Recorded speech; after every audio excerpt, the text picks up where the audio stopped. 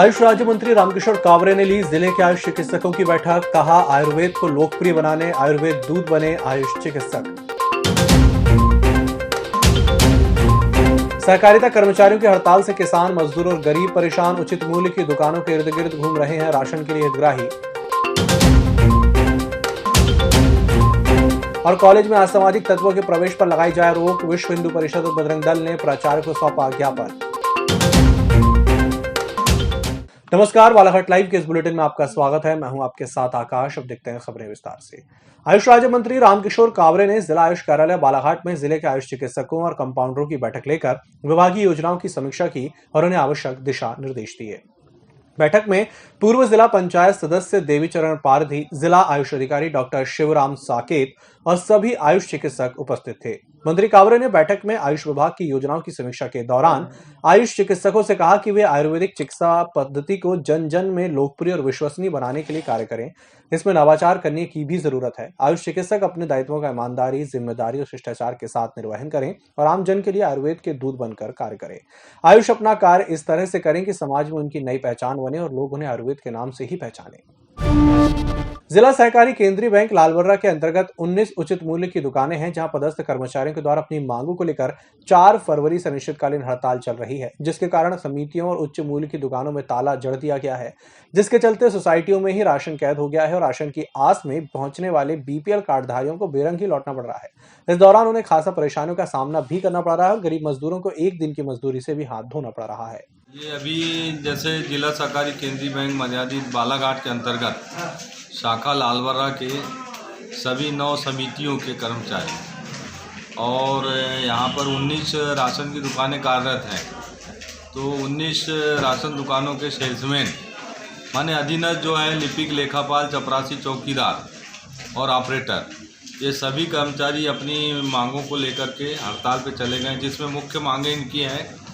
विक्रेताओं की मांग है कि जो राशन दुकान में राशन कटकर आ रहा है, जो राशन पिछले महीने का शेष रहता है, तो आगामी महीने का जो राशन आवंटन होता है वह पिछले महीने के राशन को कम करके दिया जाता है, जिससे कुछ कृषकों को या कुछ उपभोक्ताओं को राशन बराबर मिल नहीं पाता। दूसरा, कर्मचारियों की जो लंबित मांग चल रही है सेवा नियम, वेतनमान और नियमितीकरण को लेकर, तो ये बहुत दिनों से इनकी मांगें चल रही है, जिसमें सरकार के द्वारा बार बार आश्वासन दिया जाता है, लेकिन अभी उस पर अमल नहीं हो रहा है। शासकीय जटाशंकर त्रिवेदी स्नातकोत्तर महाविद्यालय में इन दिनों असामाजिक तत्वों की घुसपैठ बढ़ गई है, जिससे महाविद्यालय की छात्राओं को परेशानी हो रही है।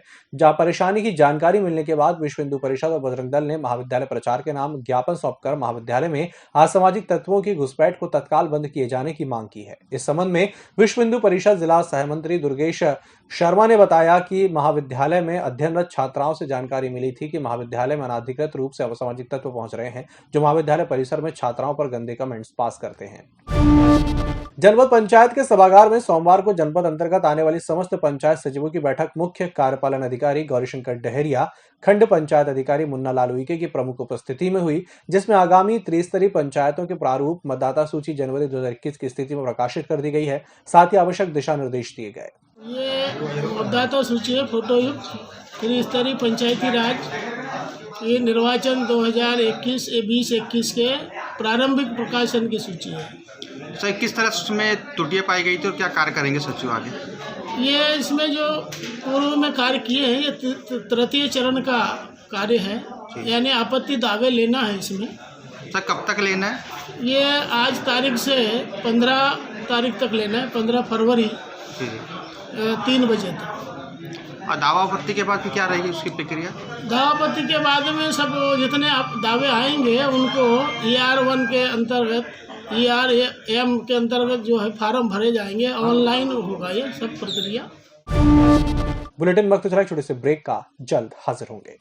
हर घूंट सेहत से भरपूर, without sugar, without caffeine and with natural tea colour. Ayur Amrit herbal tea अपनाइए, जो हृदय के लिए रामबाण औषधि है। अब टी नहीं, सिर्फ आयुर अमृत हर्बल टी। ब्रेक के बाद एक बार फिर से आपका स्वागत है। रेलवे के अंडरब्रिज निर्माण ठेकेदार की लापरवाही का दंश ग्रामीण और राहगीरों को भुगतना पड़ रहा है। गर्रा रेलवे स्टेशन के पास बने अंडरब्रिज में बारिश समाप्त होने के बावजूद आज भी पानी भरा हुआ है, जिससे बाइक और चौपहिया वाहन सवार को आवागमन में दिक्कतों का सामना करना पड़ता है। रेलवे के अंडरब्रिज में पानी निकासी की सुविधा नहीं होने से बारिश के दिनों में घुटनों भर पानी भरा रहता है, जिससे इस मार्ग से आवागमन दूभर होता है। बालाघाट जनपद पंचायत परसवाड़ा की ग्राम पंचायत चंदना में हो रहे विकास कार्यों पर ग्राम के कुछ लोगों के द्वारा रुकावट पैदा की जा रही है। साथ ही ग्राम रोजगार सहायक सचिव पर दबाव बनाकर जबरन हाजिरी लगाई गई, जिससे पंचायत के कार्य में रुकावट होने से जनप्रतिनिधियों से लेकर ग्रामीणों में काफी परेशान है, जिससे त्रस्त होकर ग्रामीणों और जनप्रतिनिधि जिला मुख्यालय पहुंचकर कलेक्टर को ज्ञापन सौंपा है। अभी कुछ दिनों पहले चंदना पंचायत में एक मीटिंग हुई थी, जिस दौरान कुछ आपत्तिजनक विषय सामने आए थे, जिसमें 2-4 लड़कों ने, हमारे ही पंचायत के लड़के थे, उन्होंने कुछ गलत तरीके से अभद्रता के साथ सचिव प्लस ग्राम सहायक सचिव को हटाने की मांग की थी। उन्होंने अपना ज्ञापन जिला कलेक्टर साहब के पास में सौंपा था और जनपद पंचायत में भी दिया था, लेकिन वो सिर्फ 8 या 10 लोग आए थे।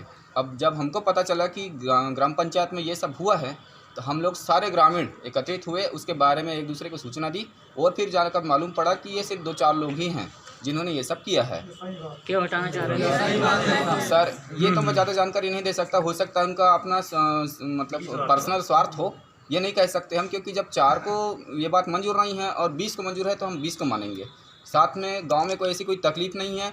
जो अपने मनरेगा के काम काज आते हैं, नरेगा के आते हैं, सभी स्वचालित रूप से चल रहे थे। इनके कुछ हरकतों की वजह से पूरे काम 15-20 दिनों से ठप पड़े हैं, किसी को भी रोजगार उपलब्ध नहीं हो पा रहा है और ये कार्रवाई अभी संपूर्ण रूप से कंप्लीट नहीं हुई है। हम किसी भी निराकरण में नहीं पहुँचे अभी तक के। तो हम ये चाहते हैं कि जल्द से जल्द इस मामले की जाँच हो और निराकरण को सामने लाया जाए, जिससे हम लोगों को कामकाज मिल सके। जिन लोगों ने शिकायत की थी और शिकायत करने के बाद वो कार्रवाई क्या कार्रवाई की गई थी जिसकी वजह से ये प्रभावित हुआ है? उन्होंने कार्रवाई ये की है कि हम लोगों को ग्राम सहायक सचिव प्लस सचिव को पद से हटाया जाए। वो हम लोगों को नहीं चाहिए। मेट, सरपंच, सारी मतलब पंचायत बॉडी को वो लोग नहीं चाहते हैं। अच्छा, उसके बाद कार्रवाई क्या हुई? उन्होंने कार्रवाई किया है कि कुछ कहना चाहिए तो जैसे कि काम के जो बारे में कहा जाए, मनरेगा का काम, तालाब निर्माण, कुआं निर्माण, तो वो सब ये कह रहे हैं कि ये काम सही ढंग से नहीं हो रहा है, इसमें भ्रष्टाचार चल रहा है। लेकिन ऐसा कुछ नहीं है सर, एक कुछ गलत फहमियाँ हैं, बाकी ऐसा कुछ नहीं है। 4 दिन की चांदनी फिर अंधेरी रात, ये कहावत इन दिनों बालाघाट जिले के प्रति नक्सल प्रभावित गांव राशीमेटा में चरितार्थ होती है, जहां बिजली की समस्या और आंख मिचोली के खेल से ग्रामीणों को जीना दूभर हो गया है। बिजली, पोल, केबल और ट्रांसफार्मर की उपयुक्त सुविधा होने के बाद भी लगभग 65 मकानों से घिरे अति नक्सलवाद प्रभावित गांव राशीमेटा में हफ्ते तक बिजली गुल रहती है। बिजली विभाग और जिम्मेदार अधिकारियों की कार्यप्रणाली पर सवाल खड़े हो रहे हैं। नक्सल गतिविधियों की दृष्टि से नक्सलियों का गढ़ कहे जाने वाले राशीमेटा गाँव में ग्रामीणों को चांद दिन की चांदनी और फिर अंधेरी रात की तर्ज पर बिजली मुहैया कराई जा रही है। मध्य प्रदेश सहकारी कर्मचारी महासंघ के द्वारा 4 फरवरी से संबंधित मांगों को लेकर अनिश्चितकालीन हड़ताल की जा रही है। हड़ताल के 5वें दिन सोमवार को सहकारी कर्मचारियों ने धरनास्थल से बैगा नृत्य के साथ नगर में रैली निकालकर विरोध जताया। रैली जनपद पंचायत बालाघाट के सामने से शुरू होकर कालीपुतली चौक, आम्बेडकर चौक, हनुमान चौक से होते हुए महावीर चौक, राजघाट चौक और कालीपुतली चौक से धरनास्थल पहुंच संपन्न हुई। इसके पूर्व आंदोलनकारियों द्वारा धरनास्थल पर सुंदरकांड कर सरकार का ध्यान अपनी ओर आकर्षित किया गया।